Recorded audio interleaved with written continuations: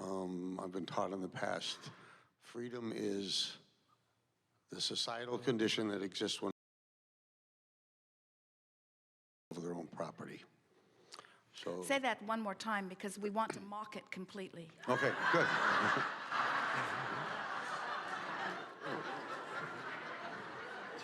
Freedom is the societal condition that exists when 100% of the people have 100% control over their own property.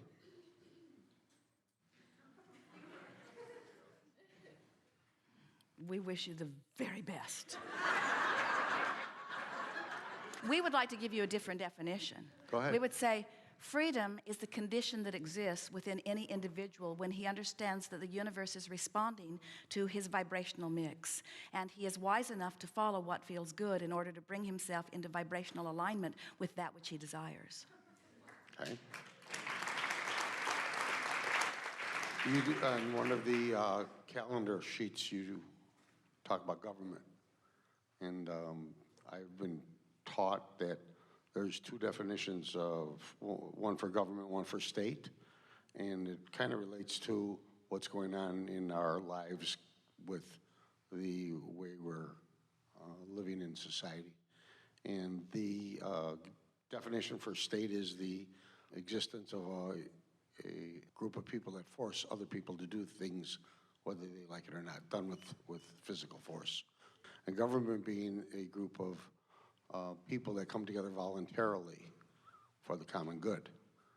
And I think that I'd like to hear what you thought about that. Well, there are a number of things that we want to say about that. Things that we know that when you remember that you know it, it would benefit you. Most significant is this. When you look at a situation in what you are calling state rather than government, because it seems like it's looking more that way than the way you want it to be. When you look at a condition and it feels to you like your freedom, your personal freedom is eroded, and like you need to be able to gather together with enough other people to convince someone else that they should do something differently in order for you to get the outcome that you seek, that is the best definition that we have ever found of bondage, because you are asking something that is impossible. You're saying, my personal selfish point of view says that you need to set aside your selfish point of view and contour your laws or your work or your intentions to what would serve me best. And people get wrapped up in the idea that government should serve the people, and we do not disagree with that.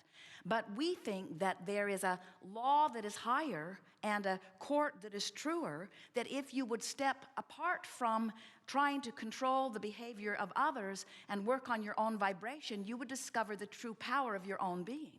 Now let's offer a hypothetical here. Let's pretend that you have an administration in place who seems to have a total disregard for what the majority of people care about and want. They are serving, we're making this up, now stop it. They seem to be selfishly serving only their own interests. And let's pretend that people around the nation and even around the world are standing back with jaws hanging open at the incredible lack of conscience that they seem to be offering as they blatantly disregard everything that you have ever thought you learned about the way it was supposed to be.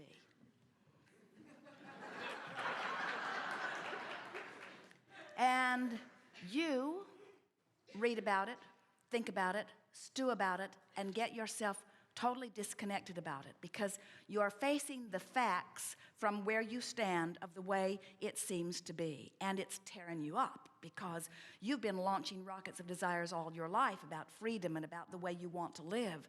You've been digesting different things through all the years that you've lived, and you've been listening to leaders, and you have a very clear picture of the way you think it ought to be, and when it isn't that way, you're hurting over it. And wanting, as so many people are, wanting conditions to change so that you can feel better. And we want to say to you that in that belief, you are rendering yourself powerless, because not only can you not get organized enough to get them to change, but them doing something different is not necessary in order for you to get what you want. So it sounds to many of you like we are saying, well, I should ignore what's going on, and I shouldn't get involved, and I shouldn't push against, and I shouldn't join the ranks of the resistance, and I shouldn't get on the other side of it, and I shouldn't use this as an excuse to disconnect from my source energy. And if I don't do that, then I'll just get in my imaginary world, and I'll feel better in my imaginary world. And I can let them create their own reality, and I won't mind, because I'm in my own world, and in my little corner of the world, things are clustering around me that are going better. And we say, first of all, we do mean all of that, and every bit of that will happen. In other words, you will feel better in your corner of the world. But here's the thing that we really, really, really want you to hear.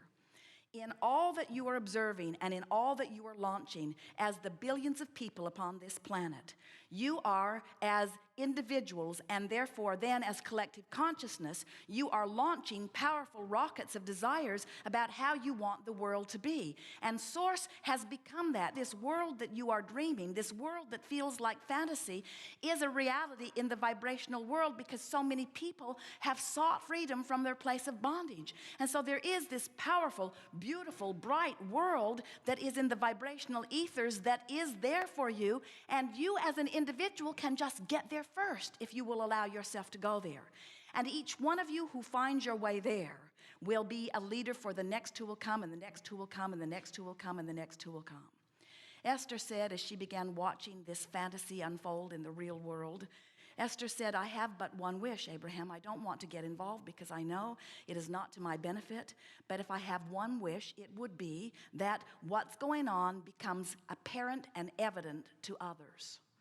In other words, let what's happening be evident so that more people are personally feeling contrast that is giving birth to more rockets of desires. Because Esther is understanding that as individuals have desires, that is a powerful thing. Part of the struggle, in fact, the main reason that you feel so much angst and struggle against government or against terrorists or against something that you feel is threatening you in some way, is because you feel that you are powerless against what it seeks to do on your behalf. And what we want you to understand is that you are not powerless about anything. When you get a vision and then you find alignment with it, you are powerful, and amazing things begin to happen around you. There are so many people that are using the excuse that somebody's doing something that is wrong as their excuse not to line up with the dream that has been dreamed by so many of you. The formation of your nation to begin with was but a dream that came about by contrast that people were living. And of course you say, oh, but there was action and there have been wars that have been fought. In other words, nothing came if we didn't fight for it. And we say, it came in spite of your fighting for it. It came in spite of your fighting against it. Because the well-being is the biggest stream that exists, you see. When you say, you should stop doing what you're doing, because what you're doing goes against what I believe is truth, we say, you are performing the same thing that you are accusing them of performing. You're saying, you're doing something that you shouldn't be doing, and I need you to stop doing it before I can feel better. In other words, all individuals have the power to feel good and to be free. And when you turn your power over to anybody and say, you need to do something different before I can feel better, you are in trouble, because you cannot control them. But you can control your point of attraction.